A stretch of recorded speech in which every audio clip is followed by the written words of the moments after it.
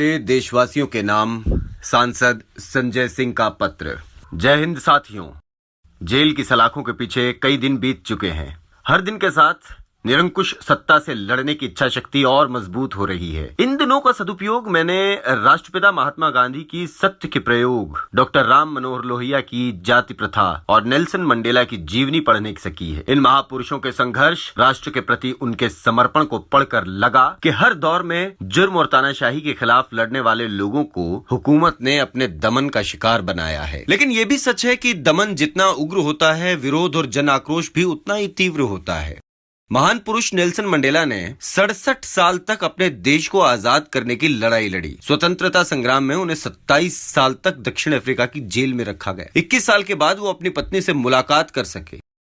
तमाम यातनाओं और जुर्म सहने के बाद पूरा देश उनके साथ खड़ा हुआ और दक्षिण अफ्रीका आजाद हुआ। उनको नेशनल शांति पुरस्कार, भारत रत्न सहित 695 अंतर्राष्ट्रीय सम्मान मिले। उधर बापू ने पहली जेल यात्रा दक्षिण अफ्रीका में हिंदुस्तानियों के अधिकारों के लिए की और भारत माता को आजाद करने के लिए अंग्रेजों के खिलाफ पूरे देश को लामबंद किया। गांधी जी ने भी देश को आजाद करने के लिए अनगिनत जेल यात्राएं की और यातनाएं झेली। पूरी दुनिया गांधी जी के अहिंसा के मंत्र का लोहा मानती है। बाबा साहेब डॉक्टर भीमराव अंबेडकर और डॉक्टर राम मनोहर लोहिया जैसे महापुरुषों ने भी जातिवाद का जहर मिटाने, गैर बराबरी को खत्म करने के लिए लंबा संघर्ष किया। उपरोक्त उदाहरण देने का मकसद साफ है।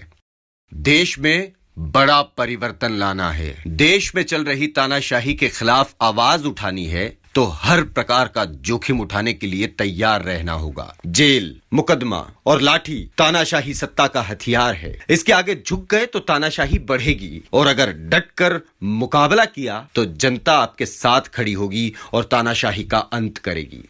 बात करते हैं आम आदमी पार्टी की। आंदोलन की कोख से जन्मी इस पार्टी ने भारतीय राजनीति में एक उम्मीद पैदा की, एक भरोसा पैदा किया, देश को नई दिशा देने का एक अनोखा प्रयास किया। अरविंद केजरीवाल जी की अगुवाई और उनके कुशल नेतृत्व में सिर्फ 10 साल में आम आदमी पार्टी राष्ट्रीय पार्टी बन गई। 3 बार दिल्ली में आपकी सरकार बनी, पंजाब में प्रचंड बहुमत से सरकार बनी, गुजरात के गढ़ को भेदने में भी केजरीवाल जी को सफलता मिली। आजादी के बाद देश भर में तमाम सरकारें बनी, लेकिन शिक्षा और स्वास्थ्य के क्षेत्र में जैसा सराहनीय कार्य केजरीवाल सरकार ने किया वो देश और दुनिया में एक उदाहरण बन गया। पंजाब की भगवंत मान सरकार भी एक एक कर अपने हर वादे को पूरा करने में जुटी है। अरविंद केजरीवाल का काम मोदी सरकार की आंखों की किरकिरी बन गया। बीजेपी को लगा अगर देश की जनता शिक्षा, स्वास्थ्य, बिजली, पानी पर वोट देने लगी तो हमारा क्या होगा। आम आदमी पार्टी ना तो जातिवाद फैलाती है, न ही धर्म के नाम पर समाज को बांटने का काम करती है। ये तो काम की राजनीति कर रही है। इनका मुकाबला कैसे करें? मोदी और बीजेपी के लिए ये बड़ी कठिनाई बन गई। इसी कारण इन्होंने दमन का रास्ता अपनाया। जिस पार्टी को चुनाव में नहीं हरा सकते उनको डराओ, धमकाओ, झूठ फैलाकर बदनाम करो, लोकतंत्र और संविधान का गला घोंटकर सारे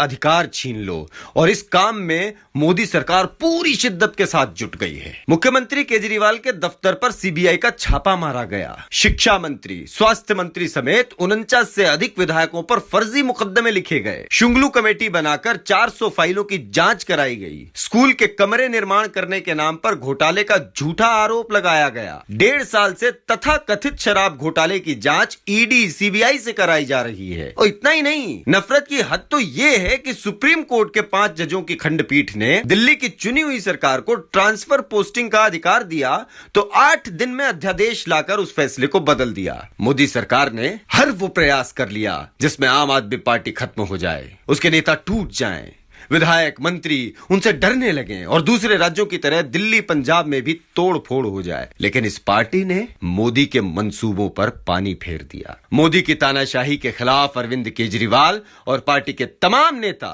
चट्टान की तरह खड़े हैं। पहले भी आम आदमी पार्टी और उनके नेताओं पर लगे सारे आरोप झूठे साबित हुए हैं। आगे भी मनगढ़ंत लगाए गए आरोप झूठे ही साबित होंगे। मोदी जी ने सारी जांच करा ली, छापेमारी करा ली, सत्ता और जांच एजेंसियों का जमकर दुरुपयोग कर लिया। उनको कुछ हासिल नहीं हुआ। लेकिन एक बात जो पूरा देश देख रहा है कि मोदी जी देश के लिए काम करने की बजाय दुश्मनी निभाने में जुट गए हैं। एक तरफ विपक्ष से दुश्मनी और दूसरी तरफ अपने दोस्तों से मिलकर देश के संसाधनों को लूटने की खुली छूट। यही मोदी सरकार का फॉर्मूला है। बड़े से बड़ा भ्रष्टाचारी मोदी की शरण में जाते ही राजा हरिश्चंद्र हो जाता है। पूरब से लेकर पश्चिम तक, उत्तर से दक्षिण तक देश के सारे बड़े बड़े भ्रष्टाचारी भाजपा के साथ हैं। मोदी सरकार की कार्यप्रणाली बिल्कुल साफ है। ईडी सीबीआई से जांच कराओ, डराओ धमकाओ, दूसरे पार्टियों को तोड़ो। जब बेईमान बीजेपी में शामिल हो जाएं तो जांच बंद कर दो। असम के वाटर घोटाले में क्या हुआ, बंगाल के नारदा शारदा स्कैम में क्या हुआ, मध्य प्रदेश के व्यापम घोटाले में क्या हुआ, कर्नाटक के माइनिंग घोटाले में क्या हुआ, महाराष्ट्र के सिंचाई घोटाले में क्या हुआ। जिन नेताओं पर आरोप प्रधानमंत्री जी स्वयं हजारों लाखों करोड़ों के भ्रष्टाचार का आरोप लगाते थे, उन्हीं को फूल माला पहनाकर बीजेपी में शामिल कर लिया। प्रधानमंत्री मोदी और बीजेपी के इस भ्रष्टाचार से आज पूरा देश वाकिफ है। भ्रष्टाचार के खिलाफ भाजपा बोलती है तो लगता है कि डाकू गब्बर सिंह अहिंसा का उपदेश दे रहा है। भ्रष्टाचारियों के खिलाफ मोदी बोलते हैं तो लोग समझ जाते हैं कि मोदी उस भ्रष्टाचारी को बीजेपी में शामिल होने का ऑफर दे रहे हैं। मेरी गिरफ्तारी भी मुझे खामोश करने के लिए एक घटिया कोशिश है। पूरा देश जानता है मैं हमेशा मोदी सरकार के अन्याय और भ्रष्टाचार के खिलाफ मजबूती से आवाज उठाता रहा हूँ। न डरा न झुका, तानाशाह राजा और उसके दोस्तों के खिलाफ लड़ता रहा। किसानों के खिलाफ बनाए काले कानून पर संसद में आवाज उठाई तो मुझे सस्पेंड कर दिया। गुजरात में जहरीली शराब से हुई मौत का मुद्दा उठाया तो मुझे सस्पेंड कर दिया गया। मणिपुर में कारगिल योद्धा की पत्नी के साथ हुई दरिंदगी का मुद्दा उठाया तो मुझे कई महीनों से सस्पेंड किया हुआ है। क्या मणिपुर की हिंसा पर आवाज उठाना जुर्म है? कर्मचारियों की पुरानी पेंशन की बहाली हो, किसानों को एमएसपी दोगुनी मिले, अग्निवीर के नाम पर नौजवानों से धोखेबाजी बंद हो, सरकारी विभाग को औने पौने दाम पर बेचना बंद हो, देश की संपत्ति की लूट पर रोक लगाई जाए। क्या इन तमाम सवालों पर आवाज उठाना गलत है? क्या ये मेरा गुनाह है? क्या मोदी जी के दोस्त अडानी को देश लूटने, बैंक लूटने, सारे संसाधन लूटने की खुली छूट होनी चाहिए? देश के बैंकों में आम आदमी की मेहनत की पूंजी जमा है। मोदी सरकार ने बैंकों में जमा देश के करोड़ों लोगों का पैसा उठाकर अपने पूंजीपति दोस्तों को दे दिया। वो लोग या तो बैंक में जमा आपका पैसा लूट कर भाग गए या फिर मोदी जी ने उनके लाखों करोड़ों का कर्ज माफ कर दिया।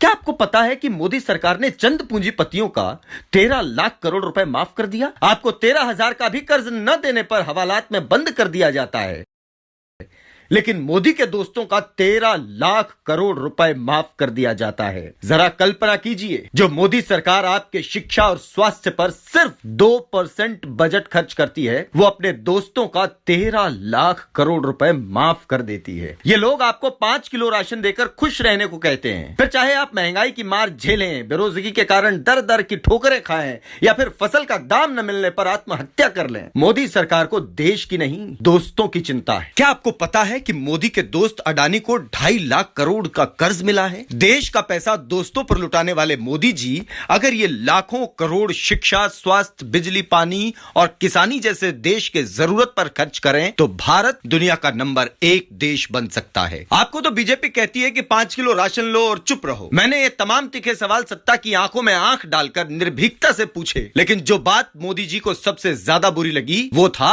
अडानी पर सवाल उठाना। आपको याद होगा मैंने अडानी पर भ्रष्टाचार के खुलासों की एक सीरीज चलाई कि अडानी मोदी सरकार के साथ मिलकर देश के संसाधनों और जनता को कैसे लूट रहा है। इसके तमाम सच और प्रमाण मैंने सामने रखे थे। आकाश में चले जाओ तो जहाज अडानी का, जमीन पर आ जाओ तो एयरपोर्ट अडानी, समुद्र में चले जाओ तो सी पोर्ट अडानी का, और पाताल में चले जाओ तो कोयला अडानी का, गैस अडानी की, बिजली अडानी की, स्टील अडानी का, सीमेंट अडानी का, सड़क अडानी की, रेल अडानी की, तेल अडानी का और मीडिया भी अडानी का, और 8 करोड़ लोगों को 5 किलो राशन। क्या आपके मन में एक सवाल नहीं आता कि दरअसल आपके जीवन में दुखों का कारण मोदी सरकार द्वारा दोस्तों को दी जा रही लूट की खुली छूट है? वैसे अडानी ने तमाम घोटाले किए हैं, लेकिन कुछ उदाहरण आपको देना चाहता हूं। मॉरिशस में एक पते पर 6 कंपनियां बनाकर 42,000 करोड़ रुपए भारत में अडानी की कंपनी में काला धन लगाया गया। 13,000 करोड़ का कोयला घोटाला, गुजरात में कागजों में कोयले का दाम महंगा दिखाकर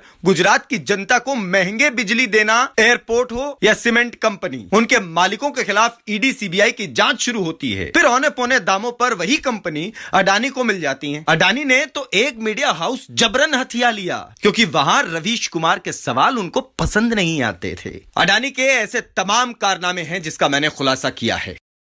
आज भी यूट्यूब पर आपको देखने को मिल जाएगा। लेकिन यह साफ है कि आकाश से लेकर पाताल तक मोदी जी ने सब कुछ अपने दोस्त अडानी को दे दिया है। मैंने मोदी सरकार से इन घोटालों की जांच करने की मांग की, ईडी सीबीआई को भी चिट्ठी लिखी, संसद में मामला उठाया, मोदी सरकार के खिलाफ नारे लगाए, मोदी अडानी भाई भाई, देश बेचकर खाई मलाई। ये तमाम विरोध देखकर मोदी सरकार ने मुझे जेल भेजने की ठान ली। सरकार मुझे जेल में डालने की तैयारी तो पहले से ही कर रही थी, लेकिन उनको सफलता थोड़ी देर से मिली। आपको याद होगा कि ईडी ने मेरा नाम पहले भी चार्जशीट में डाला था। उनकी कोशिश उस वक्त भी झूठा फंसाने की थी, लेकिन जब मैंने ईडी को लीगल नोटिस भेजा तो ईडी ने मुझसे माफी मांगी। शायद ये ईडी के इतिहास में पहली घटना है कि ईडी ने मुझे लिखित में गलती मानी और कहा कि चार्जशीट में लिखना था राहुल सिंह, लिख दिया संजय सिंह। अब ये तर्क भी अपने आप में कितना हास्यास्पद है, क्या आप समझ सकते हैं? मैंने कहा कि अजय सिंह का संजय सिंह हो सकता है, विजय सिंह का संजय सिंह हो सकता है, राहुल सिंह का संजय सिंह कैसे हो सकता है? मतलब साफ है, चार्जशीट में ईडी ने जानबूझकर मुझे फंसाने के लिए नाम डाला था। ईडी ने तथाकथित शराब घोटाले के नाम पर जिन लोगों को अपने जुर्म का शिकार बनाया, मैंने उनका मुद्दा भी उठाया। ईडी ने 8 सालों में 3000 छापेमारी की और सिर्फ 0.5% लोगों पर आरोप सिद्ध हुआ। यह सवाल भी मैंने देश के सदन में उठाया था। मोदी अडानी ईडी के गठित जोड़ ने मुझे फंसाने के लिए पूरी तरह झूठ और बेबुनियाद मामला तैयार किया। दिनेश अरोड़ा, जो खुद ईडी और सीबीआई के एफआईआर में आरोपी है, उसको पहले सीबीआई ने गिरफ्तार किया, फिर सरकारी गवाह बनाया। सीबीआई ने एक नहीं कई बयान दिनेश अरोड़ा के दर्ज किए। दिनेश अरोड़ा ने मेरे ऊपर कोई आरोप नहीं लगाया। ईडी ने भी दिनेश अरोड़ा से पूछताछ की। ईडी में भी दिनेश अरोड़ा के कई बयान दर्ज हुए, उसने मेरे खिलाफ कोई बयान नहीं दिया।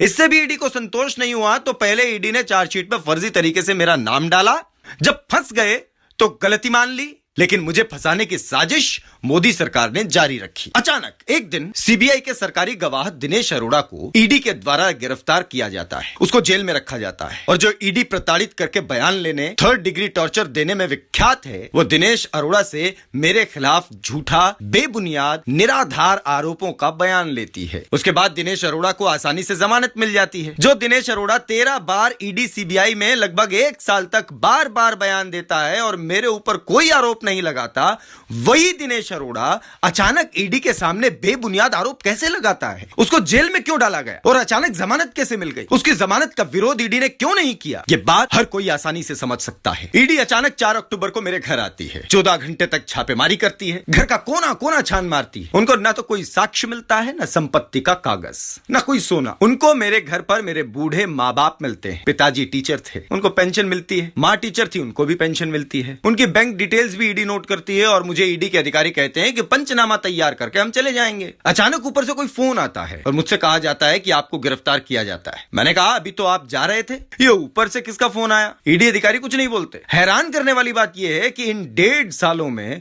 जांच में ईडी ने न तो मुझे कभी समन दिया, न नोटिस दिया, न ही किसी प्रक्रिया का पालन किया। अचानक गिरफ्तार कर लिया गया।